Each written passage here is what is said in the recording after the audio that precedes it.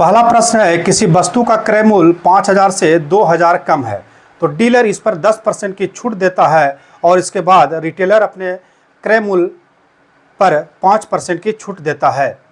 तो ग्राहक के लिए अंतिम विक्रय मूल्य क्या है? तो सबसे पहले देखिए 5,000 में से 2,000 कम है, कौन चीज? सीपी यानी क्रय मूल्य। तो क्रय मूल्य क्या हो गया? क्रय मूल्य क्या हो गया? सीपी बराबर क्या होगा? 5,000 में से 2,000 माइनस कर देंगे तो कितना हो जाएगा? ये 3,000 हो जाएगा। क्या हो जाएगा? यह 3,000 हो जाएगा। ठीक है, अब इस पर 2 गो इसका जो छूट है तो अंतिम कहता है, बताइए अंतिम इसका जो है मूल्य एसपी सेलिंग प्राइस क्या होगा? तो देखिए, तो सबसे पहले इसको क्या करेंगे, 3,000 का पहले कितना परसेंट है? तो 10% छूट देता है। तो मतलब बेचेगा कितना में भाई? 10%। अगर छूट दे दिया तो 90% में बेचेगा। तो 90% में बेच दिया। फिर क्या बन गया? वो बेच दिया, उसके पास जो दूसरा आदमी लिया उसके लिए क्या बन गया? कॉस्ट प्राइस बन गया। और इस पर फिर वह 10% क्या देता है? छूट देता है। 10% नहीं, 5% फिर छूट देता है।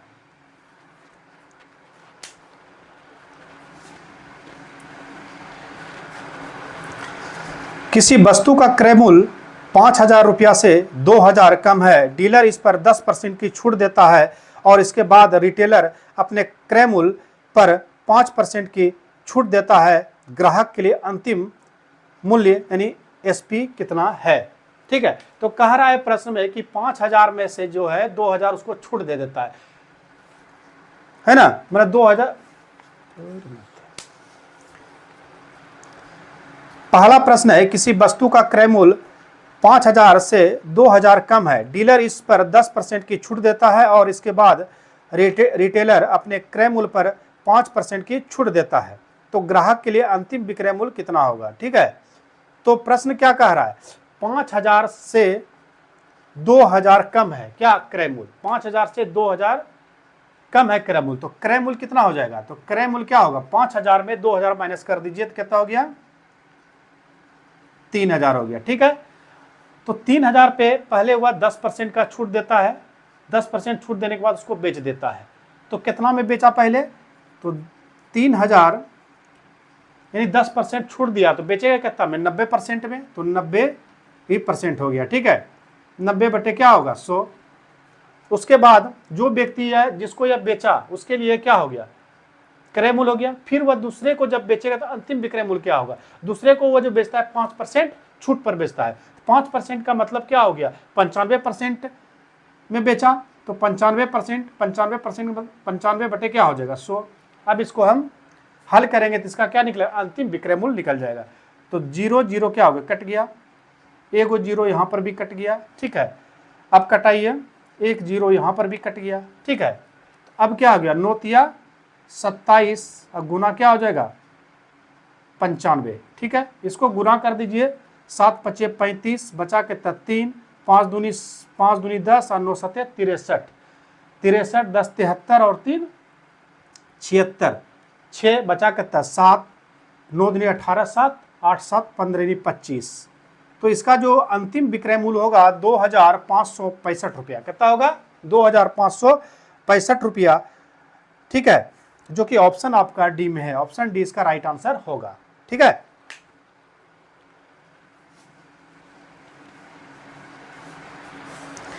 नेक्स्ट प्रश्न है, root under 1 plus cos theta बटे 1 प्लस कॉस थीटा। ठीक है, तो कह रहा है प्रश्न कि इसका मान निकालिए। ठीक है, तो इसका मान निकालने के लिए क्या करेंगे? देखिए, नीचे अगर प्लस रहे तो इसको ऊपर में हम क्या करेंगे? माइनस से गुना। 1 माइनस कॉस थीटा बटा 1 माइनस कॉस थीटा। ठीक है, तो रूट के अंदर है, देखिए 1 प्लस कॉस और यहाँ पर क्या है? 1 माइनस कॉस थीटा। ठीक है, ऊपर में यहाँ पर माइनस है। प्रश्न में क्या है? यहाँ पर माइनस। अब क्या करना? देखिए 1 minus cos theta, 1 minus cos theta. Root under के पेयर में अगर 2 गो सेम चीज तो एक तो क्या हो जाता है? बाहर हो जाता है। इससे बाहर कीजिए तो 1 माइनस क्या हो गया? यहाँ पर कॉस थीटा। नीचे में देखो एक बार जोड़ एक बार अगर माइनस है तो इसका फॉर्मूला ए प्लस बी इंटू ए माइनस बी का फॉर्मूला क्या होता है? 1 माइनस ए प्लस बी इंटू ए माइनस बी का फॉर्मूला क्या होता है? ए स्क्वायर माइनस बी स्क्वायर। ए का मान 1 और बी का मान कॉस, तो क्या होगा? 1 का square minus cos square theta. तो 1 का स्क्वायर 1, कॉस स्क्वायर थीटा का क्या हो, कॉस स्क्वायर थीटा। तो 1 माइनस कॉस स्क्वायर थीटा का सूत्र क्या होता है, साइन स्क्वायर थीटा। तो साइन स्क्वायर थीटा यानी कि रूट के अंदर साइन स्क्वायर थीटा, 2 को साइन है तो एक तो क्या होगा, बाहर हो गया। तो क्या हो गया यहाँ साइन थीटा। अब इससे इसमें भाग दीजिए, 1/साइन का फॉर्मूला क्या होता है, कौसेक। क्या होता है, कौसेक थीटा। अब साइन से कॉस में भाग दीजिए, कॉस बटा साइन क्या होता है, कॉट थीटा। क्या होता है यहाँ पे, कॉट थीटा। तो यह हो गया कौसेक थीटा माइनस कॉट थीटा, जो कि ऑप्शन ए में है। ऑप्शन ए इसका क्या होगा, राइट आंसर होगा। ठीक है,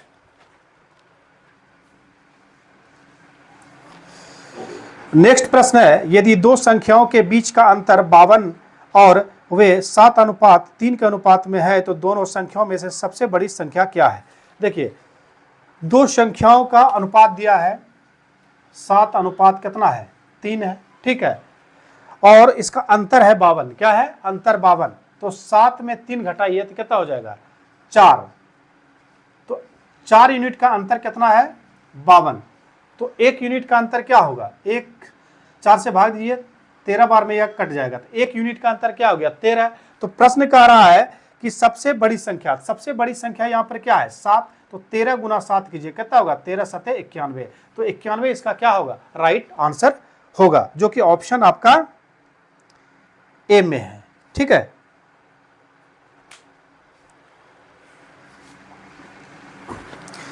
नेक्स्ट प्रश्न है, उस त्रिभुज का क्षेत्रफल ज्ञात कीजिए जिसकी भुजाएं 12, 14 और 16 मीटर है। ठीक है, देखिए यहां पर क्या दिया हुआ है, ए, बी और सी। कोई भी एक भुजा मान लेते हैं कंटिन्यू, 12, 14, 16। एक की 12, एक है 14, एक है 16। तो इस तरह का जो त्रिभुज है, सब अलग अलग भुजाएं हैं, तो यह विषमबाहु त्रिभुज है। क्या है यह, विषमबाहु त्रिभुज है। तो विषमबाहु त्रिभुज का क्षेत्रफल निकालने के लिए देखिए क्या करना पड़ेगा हमको। ठीक है, सबसे पहले तीनों को जोड़िए। तो 16 4 20, 10 30, 10 कितना होगा, 40 2 42। क्या हो गया, 42। तीनों को अगर जोड़ेंगे तो प्लस प्लस प्लस, तो क्या होगा 42। इसमें 2 से भाग दे दीजिए, कितना आएगा, 21। क्या आएगा, 21। ठीक है, क्या आएगा, 21। अब क्या करना है, इसका क्षेत्रफल निकालने के लिए देखिए क्या करना पड़ेगा, पहले 21 लिखिए। ठीक है, अब क्या करना है, 21 में लगातार घटाते जाइए। 21 में 16 घटाइए, कितना होगा, 16 4 20, 1 21। तो बच जाएगा कितना, 5। फिर देखिए 12 घटाइए, है ना, तो 11 में 2 9। ठीक है, फिर जो है 21 में 14 घटाइए, कितना बचेगा, 7। क्या बच जाएगा, 7। ठीक है, अब क्या करना है, इसके अंदर हम यहाँ पर रूट दे देंगे। ठीक है, अब इसको फैक्टर करेंगे, 7 तिया 21 हो जाएगा, है ना, और गुना यहाँ 5 हो गया, इसको कीजिए 3 तिहाई 9 हो गया, गुना यहाँ पर 7 हो गया। अब क्या करना है, अब देखिए एक यहाँ पे क्या है, 2 ठो 7 है, 1 ठो बाहर हो गया, 2 को 3 में, 1 को 3 बाहर हो गया, इसका पेयर नहीं है, इसका पेयर नहीं है, तो क्या बच जाएगा अंदर में 15। तो 7 तिया 21 रूट क्या हो गया, 15 सेंटीमीटर स्क्वायर। तो यह इसका क्या हो गया, क्षेत्रफल हो गया। ठीक है,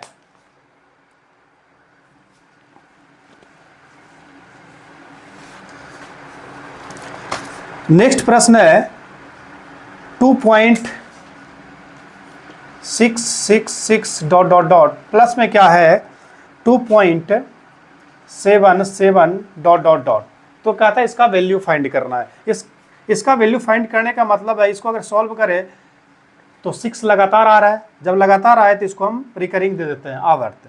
ठीक है, प्लस यहाँ भी लिखेंगे 2 पर पावर क्या, 2 पर रेखा क्या दे देंगे, रेखा मतलब होता है आवर्त, रिकरिंग इसको बोलते हैं, जो कि 7 लगातार आता है। अब इसको सॉल्व करना है, तो क्या करना है, सॉल्व करने के लिए टोटल नंबर में बिना आवर्त वाला घटाइए। 26 में 2 घटाइए, क्या बच जाएगा, 24। और पॉइंट के बाद क्या अंक के बाद रिकरिंग है, 1 अंक के बाद जितना पर रिकरिंग है उतना 9 डालते हैं। तो एगो पे है तो एगो 9 हो गया, फिर यहाँ प्लस कीजिए।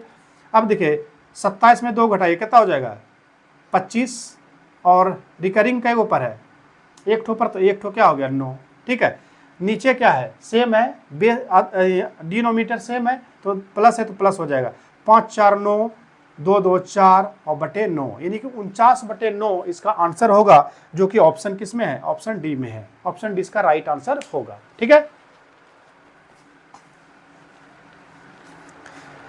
नेक्स्ट प्रश्न है, एक ट्रक 60 किलोमीटर प्रति घंटा की चाल से शहर पी से शहर क्यू तक की यात्रा करता है और उसी मार्ग से 100 किलोमीटर प्रति घंटा की चाल से शहर पी तक वापस लौटता है। तो दी गई यात्रा में ट्रक का औसत चाल ज्ञात कीजिए। ठीक है, तो औसत चाल बराबर क्या होता है बताइए। औसत चाल बराबर होता है 2v1। v1 मतलब पहला चाल इसका देखिए कितना है 60, तो 60 से गुना कीजिए। दूसरा चाल इसका क्या दिया हुआ है, दूसरा है 100 किलोमीटर प्रति घंटा। कितना है 100 किलोमीटर प्रति घंटा।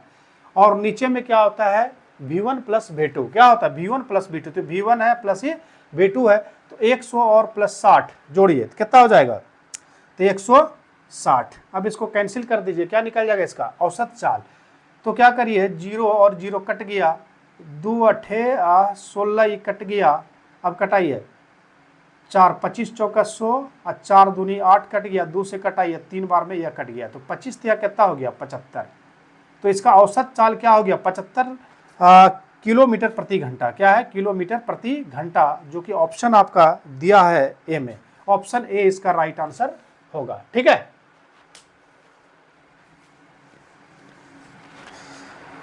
देखिए नेक्स्ट प्रश्न है, ए 100 अंडे 4 मिनट में गिन सकता है जबकि उतने ही अंडे 5 मिनट में गिन सकता है। यदि वे एक साथ मिलकर 450 अंडे गिनने के लिए काम करते हैं तो उसे कितना समय लगेगा। ठीक है, तो सबसे पहला है कि अंडा की संख्या कितना है 100। ठीक है, और 100 अंडे को एक व्यक्ति जो है पहले उसको जो ए जो गिनता है वह 4 मिनट में गिनता है और बी जो इसको गिनता है या 5 मिनट में गिनता है। ठीक है, 100 अंडे को। तो बताइए कौन गिनता ए। ठीक है, ए जो है पहले 4 मिनट में 100 अंडा गिनता है, फिर यही ए 5 मिनट में 100 अंडा गिनता है। ठीक है, तो बताइए कह रहा है कि 450 जो अंडा है, कितना अंडा है 450 अंडा गिनने में उसको कितना समय लगेगा। सबसे पहले ये जो 4 मिनट समय लिया 100 अंडा गिनने में, इसका समय कितना प्रति मिनट है। ठीक है, तो 4 से भाग दीजिए तो 25 चौके क्या हो जाएगा 100, इसमें भाग दीजिए 20 पंचे क्या हो गया 100, यानी कि पहले यह 25 अंडा प्रति मिनट गिनता था और बाद में यह 20 अंडा प्रति मिनट गिनने लगा। ठीक है, तो कह रहा है कि 450 अंडा अगर गिनने में उसको कितना समय लगेगा, है ना। तो प्रति मिनट अभी जो टोटल अंडा कितना गिन रहा है, पहले 450 अंडा लिखिए, प्रति मिनट कितना हो जाएगा 5 और 2 2 4 45 अंडा, है ना। प्रति मिनट अब कितना गिनने लगा टोटल 45 अंडा। 45 से अगर भाग देंगे तो ये 10 बार में कट गया, तो इसका समय कितना हो गया 10 मिनट का। कितना हो गया 10 मिनट का, जो कि ऑप्शन आपका डी में है। ऑप्शन डी इसका क्या होगा राइट आंसर होगा, यह मिनट है। ठीक है,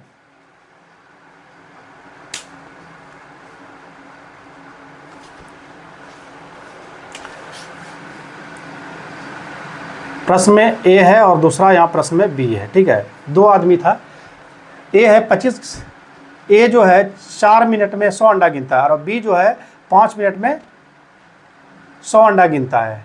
तो दोनों मिल के 450 अंडा कितने मिनट में गिनेगा, तो 10 मिनट में गिनेगा। ठीक है, यहाँ बी था। ठीक है,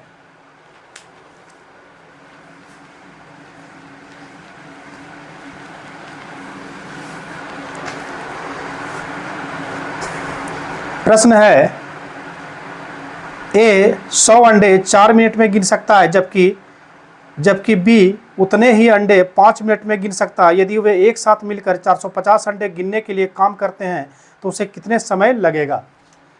तो 2 आदमी है, ए है और दूसरा बी है। ठीक है, तो ए जो है 4 मिनट का समय लेता है जबकि बी 5 मिनट का समय लेता है 100 अंडा गिनने में। कितना अंडा गिनने में 100 अंडा गिनने में। तो ए का प्रति मिनट क्षमता कितना हो जाएगा, तो 4 से भाग देंगे तो क्या होगा 25 अंडा प्रति मिनट ए गिनता है, जबकि बी 5 से भाग दीजिए तो 20, यानी 20 अंडे प्रति मिनट गिनता है बी। तो दोनों मिलकर कितना अंडा गिनेगा 45 अंडा गिनेगा। दोनों मिलकर कितना अंडा गिनेगा 45 अंडा गिनेगा। कै मिनट में 1 मिनट में। तो बताइए 450 अंडा गिनने में दोनों को कितना समय लगेगा जब एक साथ रहेगा तब। तो 45 से 450 अंडे में क्या करेंगे भाग दे देंगे। तो 45 से भाग दीजिए तो 10 बार में कट जाएगा, तो कितना होगा यहाँ पर 10 मिनट का इसको समय लगा। कै मिनट का समय लगेगा 10 मिनट का समय लगेगा, जो ऑप्शन किसमें है डी में। ऑप्शन डी इसका राइट आंसर होगा। ठीक है,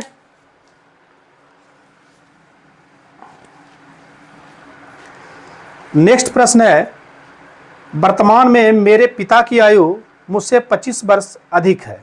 ठीक है, अब 5 वर्ष पहले हमारी आयु का योगफल 39 था, तो मेरी वर्तमान आयु ज्ञात कीजिए।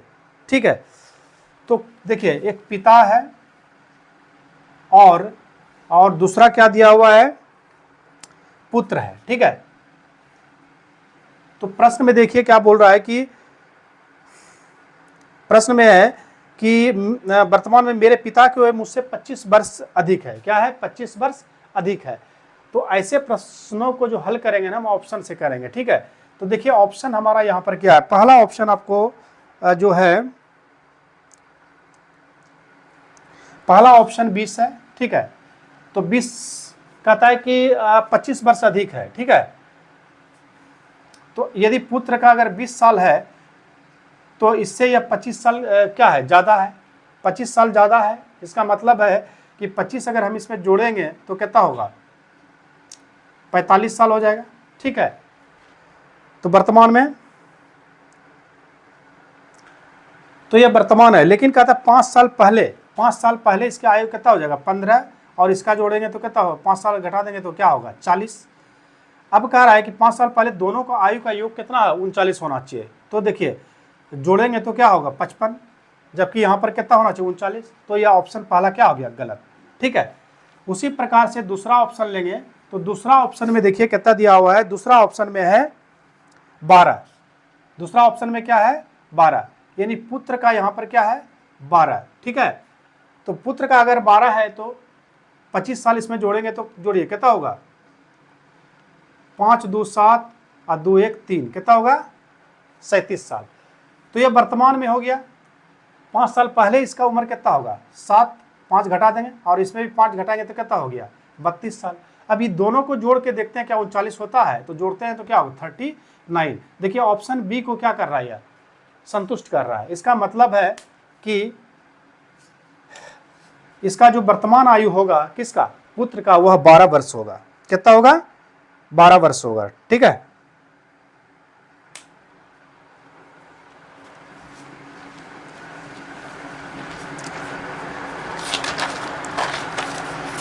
नेक्स्ट प्रश्न है, एक टेलीविजन की कीमत एक प्रिंटर की कीमत से 35,000 कम है।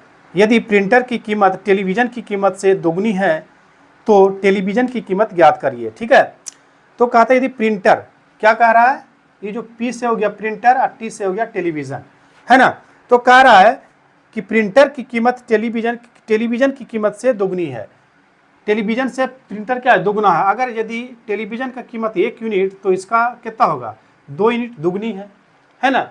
तो कह रहा है कि जो है टेलीविजन का जो कीमत है प्रिंटर से कितना कम है, तो वह 35,000 कम है। तो यहाँ देखिए 2 में 1 गया, 1 यूनिट बराबर कितना दे दिया है, 35,000 इसका कम है। ठीक है, 2 में 1 घटा 1 यूनिट बराबर दिया है 35,000। ठीक है, तो कह रहा है बताइए टेलीविजन की कीमत क्या है। तो टेलीविजन की कीमत मतलब 1 यूनिट है, तो 1 यूनिट का वैल्यू 35,000, तो क्या आंसर होगा, 35,000 ही होगा टेलीविजन का कीमत। तो इसका ऑप्शन क्या है, ऑप्शन बी इसका राइट आंसर होगा। ठीक है,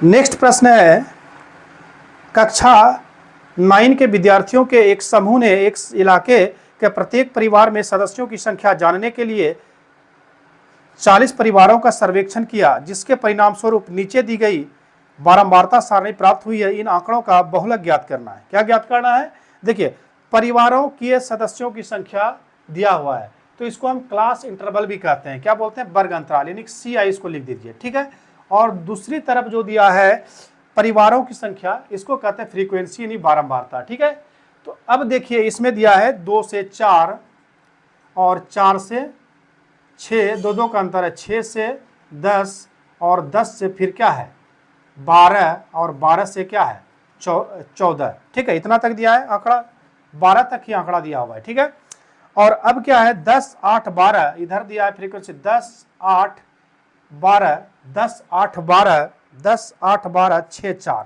क्या है 6 और 4, 2 से 4 4 से 6 6 से 8 8 से 10 10 से 12, 2 से 4 4 से 6 6 से, यहाँ पे गलत हो गया, 6 से क्या हो गया 8 और 8 से यहाँ पर क्या हो जाएगा 8 से 10 और 10 से 12। यह आंकड़ा दिया हुआ है, तो कहता है इसका बहुलक ज्ञात कीजिए। क्या ज्ञात करना है, बहुलक। तो बहुलक ज्ञात करने के लिए शॉर्टकट मेथड क्या है? सबसे पहले फ्रीक्वेंसी जो दिया है इसमें सबसे बड़ा नंबर खोजिए। सबसे बड़ा नंबर क्या है मेरा? 12। क्या है? सबसे बड़ा नंबर हमारा 12 है। ठीक है, अब क्या करना है, ये जो 12 है, सबसे बड़ा नंबर क्या है मेरा? 12 है। 12 खोज लिया। अब क्या करना है, 12 में ऊपर वाला संख्या को माइनस करना है। क्या करना है? माइनस करना है। 12 में 8 घटाइए, कितना हो गया? 4। क्या कितना हो गया? 4। ठीक है, अब नीचे पे बटे लिखना है। ठीक है, अब क्या करना है, ये दोनों को जोड़िए, यहाँ पे ये दोनों को प्लस करिए। तो 8 और 6 कितना हो गया? 14। और 14 में क्या करना, 12 का दुगुना कीजिए। ये 12 जो है, 12 का दुगुना करेंगे तो कितना होगा? 24। ठीक है, तो 8 6 14 यानी 24 में 14 घटा दीजिए, है ना। 24 में 14 घटा देंगे तो कितना बच जाएगा? 14 घटाइए, 0 2 में 1 1 यानी 10 हो गया। ठीक है, और क्या करना है? गुना लिखना है। ठीक है, गुना क्या लिखना है? दोनों में डिफरेंस, जो बड़ा नंबर है इसके सीधा में देखिए, 8 में 6 गया 2, तो 2 से गुना कर दीजिए। ठीक है, और ये अंतिम वाला जो नंबर है 12 के सामने वाला छोटा वाला नंबर, इसको यहाँ प्लस कर दीजिए। यह क्या होगा? बहुलक हो जाएगा। तो इसको जो है गुना कीजिए, 2 पंचे 10, इसको कटाइए, 2 पंचे 10 कट गया, और 6 इसको कटाएंगे तो 0 पॉइंट क्या होगा? 5 8 40 यानी कि 6.08। इसका ये क्या हो जाएगा? बहुलक हो जाएगा। क्या हो जाएगा? बहुलक, जो कि ऑप्शन आपका ए में दिया हुआ है। सॉरी, 0.9 हो गया, 5 8 40 यानी कि 0.8 हो गया। ठीक है, 0.8।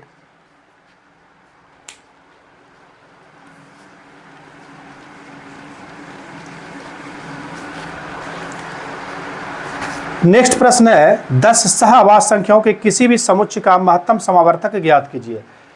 तो देखिए, सह-आवाज संख्या किसको कहते हैं? सह-आवाज संख्या का युग्म, युग्म मतलब पेयर, यानी कि 2 पेयर ऐसा लेना है जिसका मोसो हमेशा 1 हो। ठीक है, क्या हो? मोसो 1। जैसे मान लिया हम ले लेते हैं 2 और यहाँ ले लिए 4। ठीक है, यह सह-अभाज्य क्यों? क्योंकि देखिए 4 और 2 का एचसीएफ निकालिए, क्या निकलेगा? 1 निकलेगा।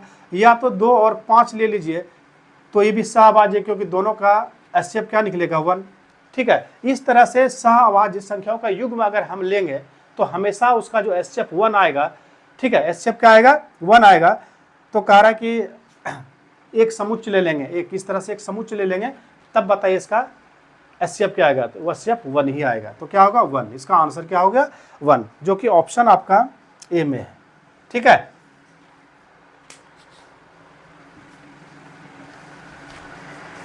नेक्स्ट प्रश्न है निम्नलिखित का मान। नेक्स्ट प्रश्न है 0.0486 डिवाइडेड बाई 0.002। ठीक है, इसको सॉल्व करना बहुत आसान क्वेश्चन है। तो क्या करना, देखिए इधर गिनिए, क्या अंक के बाद पॉइंट? 4 अंक के बाद। इधर क्या है? 3 अंक के बाद। तो 4 इसको बनाना, तो 1 0 और डाल देंगे। ठीक है, तो 1 0 जैसे डालेंगे तो ये क्या हो गया? पॉइंट खत्म हो गया। अब डिवाइड किससे करना है आपको? इधर का अंक के इधर का 0 का वैल्यू नहीं है, इधर का वैल्यू नहीं। 486 में 20 से भाग करिए। ठीक है, तो क्या करना, 20 से भाग नहीं देकर के हम 2 से डिवाइड करेंगे। तो 2 दूनी 4, 2 चौक 8 और 2 तिया 6, कितना हो गया? 243 बार में 2 से कट गया और 1 0 बच गया। 1 0 अगर है तो 1 पॉइंट हो जाएगा, यानी 24 पॉइंट कितना हो जाएगा? 3। कितना होगा? 24.3 इसका राइट आंसर होगा, जो कि ऑप्शन ए में है। ठीक है,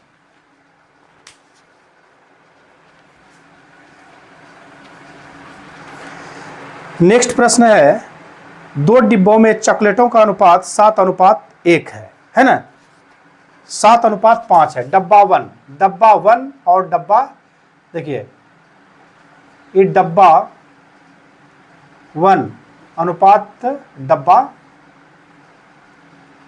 डब्बा 2, यानी कि 1 और 2 डब्बा है। इसका जो डब्बों का अनुपात है चॉकलेट 7 अनुपात कितना है? 7:5। ठीक है, तो करें दोनों डिब्बों में चॉकलेटों की संख्या का अंतर 28 है। पहला डब्बा और दूसरा डब्बा में चॉकलेटों का अंतर कितना है? अंतर है 28। तो घटाइए, 7 में 5 गया, कितना बचा? 2। तो 2 यूनिट का अंतर कितना है? 28। तो 1 यूनिट का अंतर कितना होगा? 14। तो हमको कह रहा है तो अधिक संख्या वाला डब्बा, अधिक संख्या वाला कौन डब्बा है? 7 यूनिट का। तो 7 यूनिट, इसमें कितना हुआ चॉकलेट? 14 गुना 7 के 14 7 98, यानी कि 98 चॉकलेट होगा डब्बा 1 में, जिसमें सबसे अधिक चॉकलेट होगा, जो कि ऑप्शन आपका बी में है। ठीक है,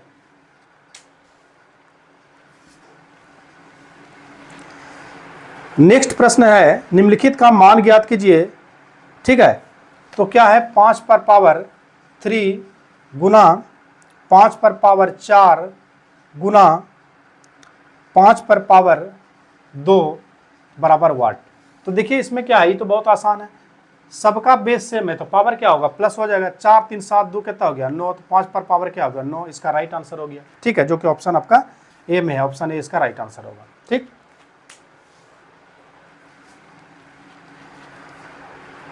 नेक्स्ट प्रश्न है, यदि संख्याओं का अनुपात 5:6:8 है और उनके वर्गों का योग 1250 है तो उन संख्याओं का गुणनफल ज्ञात कीजिए। संख्या का अनुपात दिया हुआ है 5:6:8। ठीक है, तो कह रहा है कि उन वर्गों का योग यानी कि 5, 6 और 8 को वर्ग कीजिए, है ना। तो वर्गों का योग कर दीजिए, तो 8 का स्क्वायर कीजिए कितना होगा 64, और 6 का स्क्वायर किया 36, 64 और 36 कितना हो गया 100, और 5 का स्क्वायर कीजिए कितना हो जाएगा 25। तो क्या है 125, और चूंकि वर्ग किया हुआ है तो वर्ग मतलब एक यूनिट का यहाँ पर स्क्वायर लिखना है। ठीक है, और इसका वैल्यू कितना दिया है 1250। ठीक है, यानी कि 6 अनुपात कितना दिया है, देखिए यहाँ पे 5:6 यानी कि 8 यह दिया। कह रहा है इसको वर्ग कीजिए, 8 का स्क्वायर 36, 8 का स्क्वायर 64, 6 का स्क्वायर 36 कितना होगा 100, 25, 125 यानी कि जोड़ने के बाद। और हम मान लेते हैं चूंकि वर्ग क्या है तो 1 यूनिट है, तो 1 यूनिट का 1 से इसको गुना करेंगे और स्क्वायर करेंगे तो 1 यूनिट आएगा। ठीक है, अब इसको भाग दीजिए तो 10 बार में ये क्या हो गया कट गया, स्क्वायर है तो जाके क्या होगा रूट हो जाए, तो 1 यूनिट का वैल्यू क्या हो गया √10। क्या हो गया √10। अब पुनः प्रश्न में कह रहा है कि उन संख्याओं का गुणनफल ज्ञात कीजिए। ठीक है, गुणनफल, तो गुणनफल ज्ञात कीजिए 56 30 गुना 8 कीजिए कितना होगा 8 या 24 यानी 240। क्या होगा 240। लेकिन गुणनफल में क्या होता है, यहाँ पे एक यूनिट है तो 1 पर पावर क्या हो जाएगा यहाँ पर क्यूब। क्या हो जाएगा क्यूब, बराबर इधर क्या हो जाएगा मेरा 1 पर पावर क्यूब हो गया।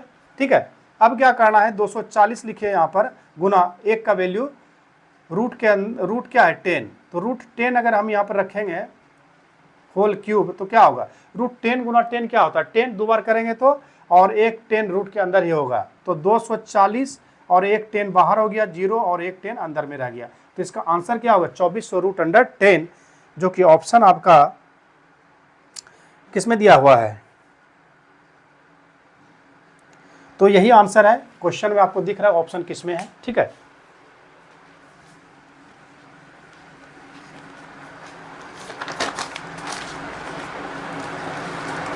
नेक्स्ट प्रश्न है, यदि दो समांतर रेखाओं का एक तिर्यक रेखा द्वारा प्रतिच्छेद किया जाता है तो नीचे दिए गए विकल्पों में से कौन सा विकल्प अनिवार्य रूप से सही है। ठीक है, देखिए दो तिर्यक रेखा, अगर दो समांतर रेखा है और एक तिर्यक रेखा है, ठीक है इस तरह, तो कौन कह रहा है कि इसमें अनिवार्य रूप से सही, कहता है शीर्षाभिमुख कोण युग्म कोणों का माप समान होता है। देखिए शीर्षाभिमुख किसको कहता है, ई और ई, तो यह क्या होता है आपस में बराबर ही होता है, यह और यह आपस में बराबर होता है। ठीक है, तो यह पहला तो सही हो गया। दूसरा कहता है तिर्यक रेखा के एक ही ओर के अंत कोणों के युग्म कोणों का माप समान था। एक ही ओर के अंत, जैसे देखिए 1 और इसको 2 1 और 2 कहता है बराबर होता है, फिर कहता है 3 और ये 4 ये बराबर होता है, यह बराबर नहीं होता। यह क्या होता है 1 जोड़ 2 180 या तो 3 जोड़ 4 180 होता है। तो ऑप्शन बी इसका क्या हो जाएगा, ऑप्शन बी इसका गलत हो जाएगा। ठीक है, और ऑप्शन सी भी अब देख लेते हैं। ऑप्शन सी में संगत कोणों के युग्म कोणों का माप समान होता है। संगत कोण देखिए, जैसे देखिए ई और यहाँ पे ई लेंगे, ई और ई बराबर होगा, ई और ई बराबर होगा, इसको संगत कोण कहते हैं, तो ई सही हो गया। उसके बाद कहता है एक एकांतर अंतः कोणों का युग्म कोणों का माप समान। एकांतर अंतः जैसे देखिए 3 बराबर 2 और इधर अगर 1 लेंगे तो 1 बराबर 4, इसको एकांतर अंतः कोण कहते हैं। ये बराबर तो ये भी सही है। ठीक है, तो गलत क्या है ऑप्शन बी।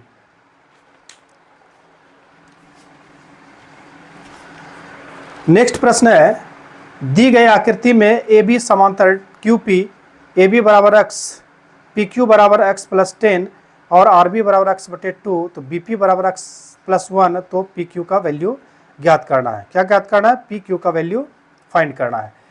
तो देखिए फिगर में यहाँ पर दिया हुआ है इस तरह से, ठीक है, और यहाँ से ऐसे ये इसके समांतर है। ठीक है, प्रश्न में आप देख सकते हैं यहाँ पे P है और उसके बाद क्या क्यू आर और यहाँ तो क्वेश्चन इस तरह से है, मतलब इसके ऐसे समांतर, ठीक है। तो दिया हुआ है ए और बी, ठीक है। तो ए बी समांतर क्यू पी, ए बी समांतर क्यू और पी, अगर यह इसके समांतर है तो भुजा क्या होता है, अनुपातिक होता है। भुजा क्या होता है, अनुपातिक, ठीक है। समांतर है तो इतना बटे इतना और इतना बटे क्या हो जाएगा, इतना हो जाएगा, ठीक है। तो हमको देखिए ए बी बटा हो जाएगा, ए बी बटे हो जाएगा पी क्यू, और ए बी बटे क्या हो जाएगा, देखिए यानी कि यहां पर क्या है, यह त्रिभुज और ये बड़ा वाला त्रिभुज दोनों समरूप है, क्या है, समरूप है, ठीक है। यानी कि पहले यहां समझिए P Q R, P R Q, यानी कि पी आर क्यू समरूप त्रिभुज है आर ए बी, क्या है, आर ए बी। यदि दो, यानी बड़ा वाला त्रिभुज और छोटा वाला त्रिभुज अगर समरूप है, जब समरूप त्रिभुज होता है तो संगत भुजाएं क्या होती है, समानुपाती, क्या होता है, समानुपाती। तो बड़ा वाला का वैल्यू अगर हम आर क्यू ले लेते हैं तो छोटा का वैल्यू क्या होगा, ए आर, ठीक है। उसी प्रकार बड़ा वाला का अगर वैल्यू हम आर पी ले लेते हैं तो छोटा वाला क्या होगा, आर बी हो जाएगा, ठीक है। अब इसका वैल्यू दिखे दिया हुआ है, इसका वैल्यू क्या है, इसका वैल्यू आर बी का, आर क्यू का वैल्यू क्या है,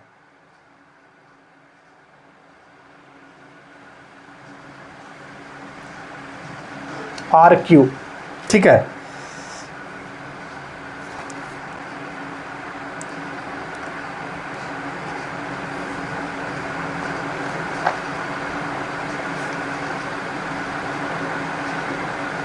तो यहाँ पे पी क्यू दिया हुआ है, देखिए इसको हम लिख सकते हैं ए बी बटे पी क्यू, ए बी बटा पी क्यू, यानी कि ए और बी बटे पी क्यू, इसका वैल्यू दिया हुआ है, ठीक है। और उसके बाद दिया हुआ है आर बी बटे दिया हुआ है पी आर, ठीक है, ऐसा दिया हुआ है। तो ए बी का वैल्यू अगर हम रखेंगे तो ए बी का वैल्यू कितना है, एक्स, और पी क्यू का वैल्यू कितना है, एक्स प्लस 10, और आर बी का वैल्यू क्या है, एक्स, ठीक है। पी आर कहने दिया है तो इसको जोड़ेंगे तो कितना हो जाएगा, देखिए 2 इंटू एक्स बटा 2 प्लस एक्स प्लस 1, इसको सॉल्व करेंगे, ठीक है। तो एक्स एक्स क्या हो गया, कट गया, तो एक्स प्लस क्या बच गया यहाँ पर 10, बराबर, देखिए इसको 2 से गुना करिए, 2 से इसको गुना अगर करेंगे 2 कट जाएगा तो एक्स बचेगा, फिर यहाँ 2x, 2 प्लस 1 कितना होगा, 3x, 2 कटा ना भाई, तो 1x और 2x 3x, तो 3x हो गया, प्लस में 2 एकम 2 हो गया। तो इसको उधर लेते हैं x को, 3x में 1x घटेगा तो कितना बचेगा, 2x, बराबर 10 में 2 घटेगा तो 8, 2 चौका क्या हो गया, 8। तो x का वैल्यू जो है निकल गया 4, ठीक है। तो हमको मान किसका निकालना है, पी क्यू का, क्या निकालना है, पी क्यू का। तो पी क्यू का वैल्यू कितना दिया हुआ है, पी क्यू का वैल्यू है x प्लस 10, यहाँ रख दीजिए 4, तो 10 4 कितना हो गया, 14, कितना हो गया, 14, ठीक है।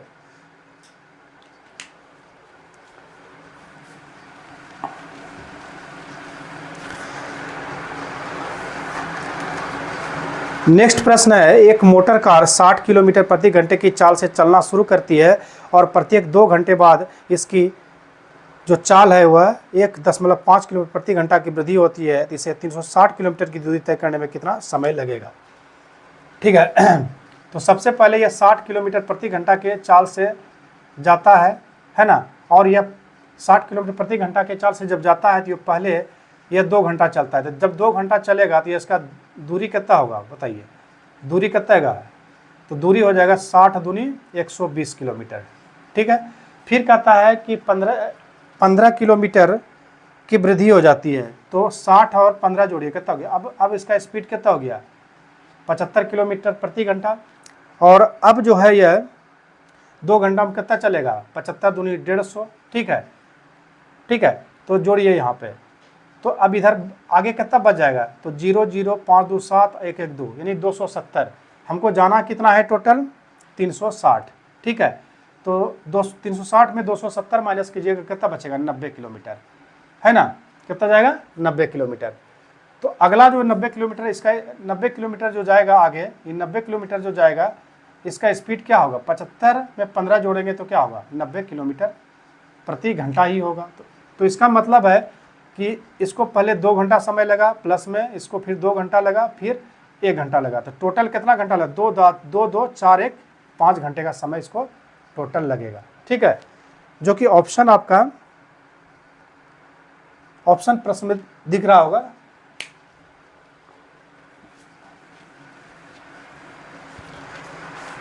नेक्स्ट प्रश्न है, यदि x और y संख्या 115 XY के ऐसे दो अंक की यह संख्या हो जो कि 90 से विभाज्य हो तो x प्लस y का मान ज्ञात करना है।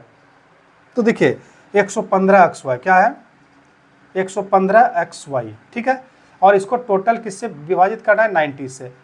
तो इसको फैक्टर कीजिए, 9 गुना क्या हो जाएगा, 10। ठीक है, तो इसका मतलब इसमें 9 से भी डिवाइड होना चाहिए और 10 से भी। 10 का रूल क्या है कि लास्ट वाला नंबर जो है 0 होगा, y का वैल्यू तो 0 हो गया, उसके बाद इस सब को प्लस करके कितना होगा, 9 का डिविजिबल होना चाहिए। तो जोड़िए, 5 1 6 1 7, 7 प्लस 0 7, हमको 9 बनाना है तो कितना जोड़ना पड़ेगा, 2। तो इसका मतलब यहाँ पर कितना रखें, x की जगह 2 रखना पड़ेगा। तो इसका पूरा नंबर क्या होगा, 11520। अब कह रहा है x प्लस वाई का जोड़ निकालिए, तो x प्लस वाई का कितना हो जाएगा, 2 प्लस 0 यानी कि 2। इसका राइट आंसर होगा, जो कि ऑप्शन आपका डी में है।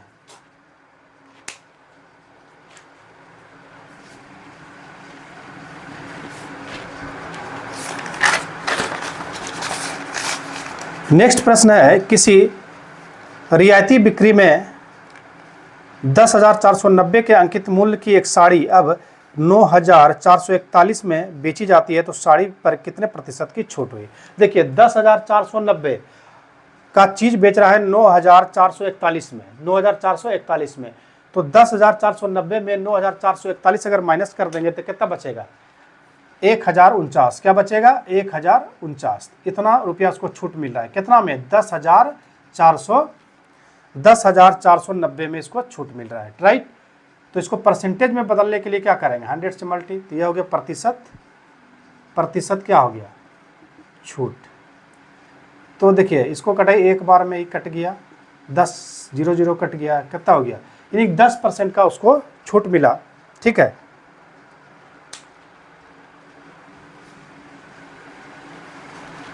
नेक्स्ट प्रश्न है, समीकरण x² माइनस 12x प्लस के बराबर 0 के मूलों में से एक मूल अगर यदि 3 है तो दूसरा मूल ज्ञात कीजिए। ठीक है, तो देखिए क्वेश्चन दिया हुआ है x² माइनस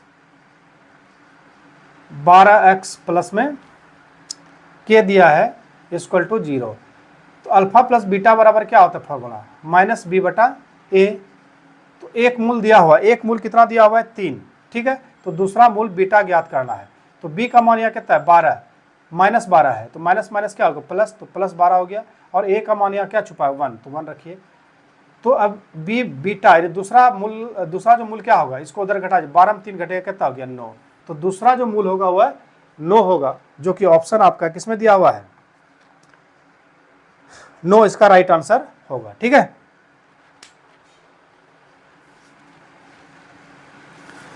नेक्स्ट प्रश्न है, यदि a और b समीकरण x² प्लस x माइनस 2 बराबर 0 के मूल है ना, x² और दिया है प्रश्न में प्लस x और माइनस 2 के जो मूल है a और b है, a और b दो मूल है, a और b।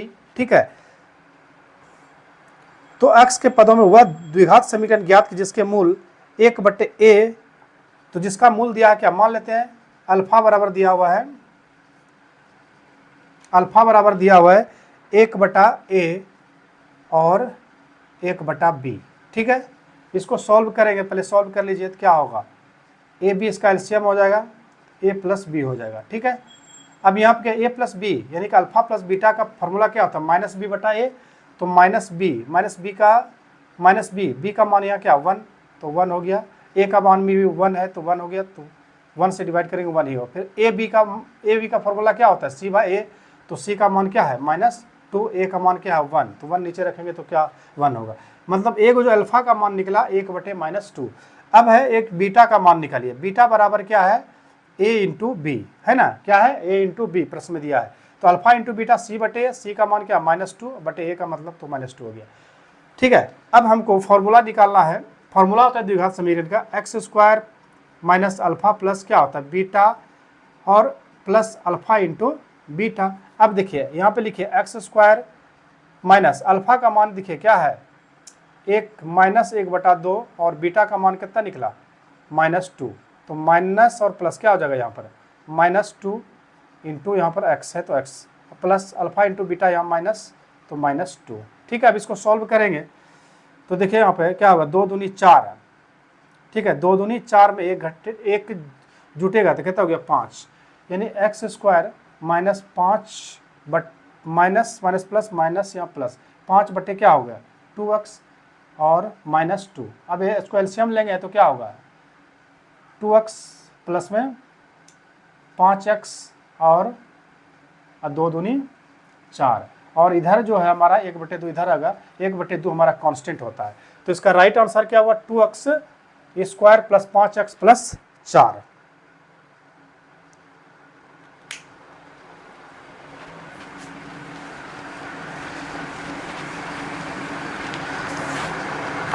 नेक्स्ट प्रश्न है 1280 की राशि 5% वार्षिक दर से 3 वर्ष में साधारण ब्याज कीजिए। तो 5 वर्ष वार्षिक दर से 3 वर्ष में प्राप्त साधारण ब्याज, तो 1 वर्ष में 5% तो 3 वर्ष में बढ़ के कितना होगा 5 या 15%, है ना। तो 1280 का 15% निकालिए। ठीक है, तो परसेंट का मतलब क्या हो गया, पहले इसको हम गुना करिए आप, 15 8 20 से 120 बच गया 12, 15 दूना 30, 10 40 2 42 करी 2 बच गया कितना है 4, 15 का 15 4 19। ठीक है, और 1 0 यहाँ बैठाइए और परसेंट का मतलब यहाँ पे 100, तो 1 2 0 क्या हो गया कट गया, तो क्या हो गया 192। ठीक है, क्या हो गया 192 इसका राइट आंसर होगा। ठीक है।